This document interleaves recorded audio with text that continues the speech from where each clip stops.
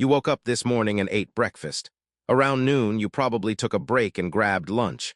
And tonight, you will sit down for dinner. You did not question it. You never have.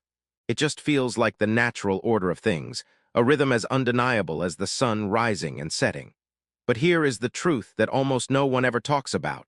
Nobody decided this schedule for you based on human biology. No doctor prescribed it in the ancient world.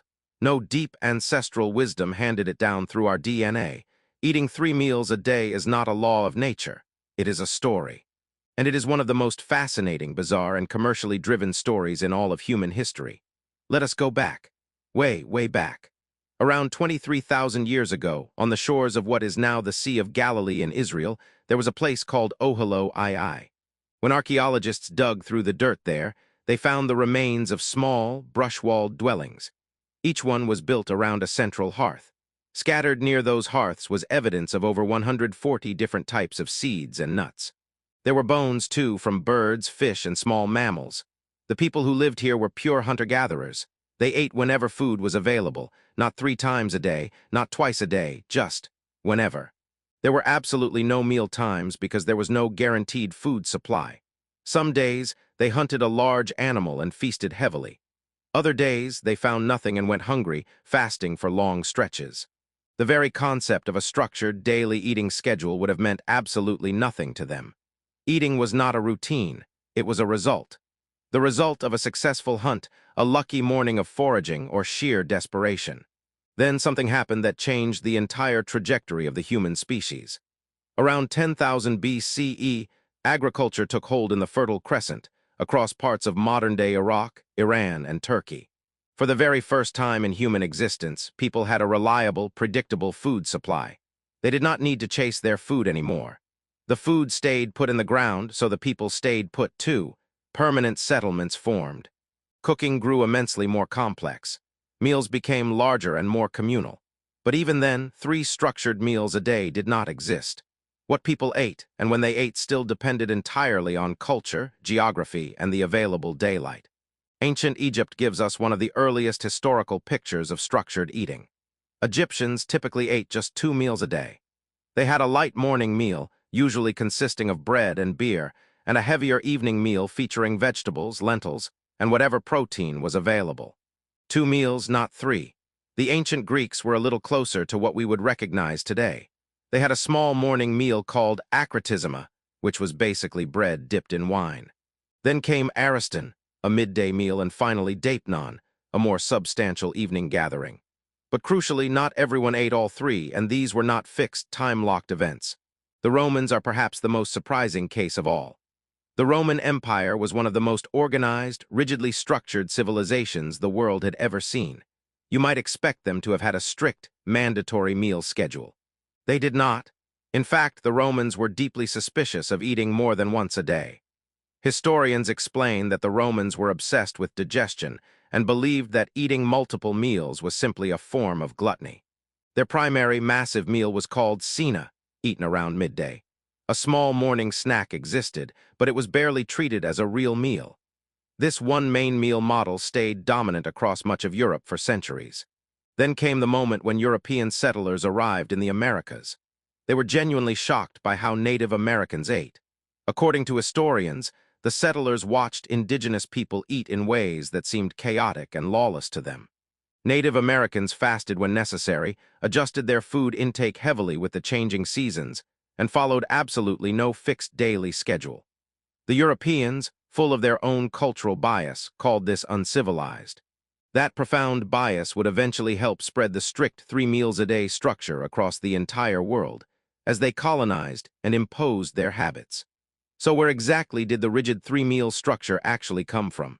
The answer takes us to 16th century Europe, and a world that was just beginning to organize itself around the mechanical clock. The British Royal Navy was one of the very first large institutions to formalize 3 meals a day. Since at least the 1500s, the Navy served its sailors 3 set meals built entirely around the shipboard routine. A simple breakfast of ship's biscuits and salted meat, a midday lunch as the main meal, and a lighter dinner in the evening. The reasoning was not biological, it was entirely practical. Sailors needed fuel at predictable intervals. Physical naval work was relentless, and the feeding schedule had to exactly match the shifts. But what truly locked 3 meals a day into the lives of ordinary people was the Industrial Revolution. Starting around 1760 in Britain and spreading across Europe and North America over the following century, the Industrial Revolution fundamentally changed how human beings related to time itself. For the first time ever, large numbers of people were not working out in fields with loose, seasonal rhythms dictated by the sun. They were working inside dark factories with rigid, standardized hours. You clocked in and out at a fixed, non-negotiable time. You had one single break in the middle of the day. Breakfast before work, lunch at the midday whistle, dinner after the shift ended. It mapped perfectly onto the new industrial schedule. 3 meals a day was not a biological discovery. It was an organizational solution to the grueling demands of factory life. As cities grew massive and people moved away from farms, the morning meal became increasingly important. The word breakfast literally means to break the fast of the night before. Interestingly, in medieval Christian Europe, eating before morning mass was often highly discouraged.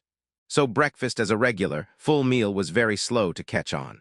But skipping a morning meal while working a brutal 10 or 12-hour industrial shift was no longer a spiritual discipline. It was a deadly health hazard. Workers were passing out on the factory floor. The heavy morning meal became essential for survival. Dinner shifted entirely, too. Before industrialization, the main meal was eaten at midday when natural light was at its strongest. But as artificial lighting improved, and factories kept workers busy well into the late afternoon, the main meal was forced to migrate to the evening. By the mid-1800s, dinner after work had become the daily anchor for most people in Europe and the United States.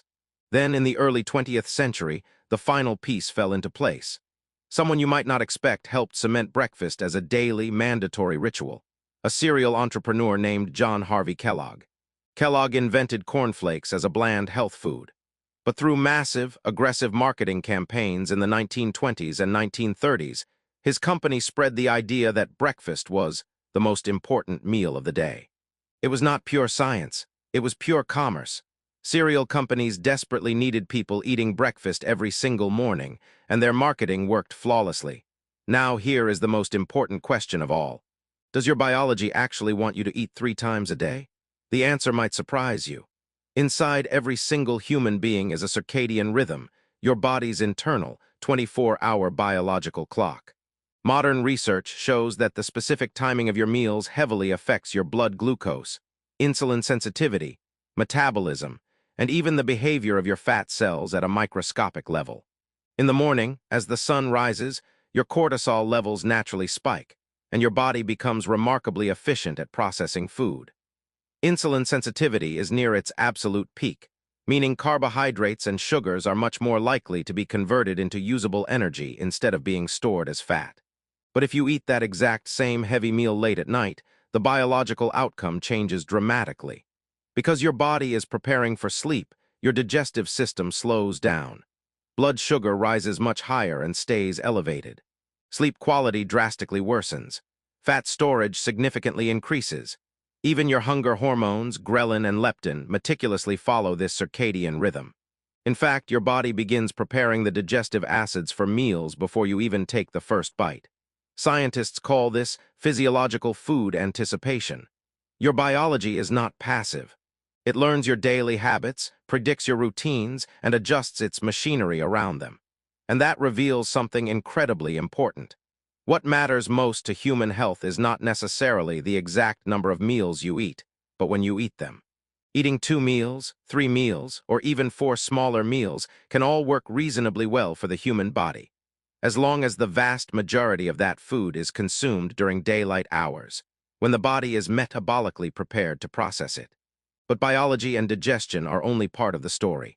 For more than 23,000 years, humans have gathered around food not just to survive, but to connect.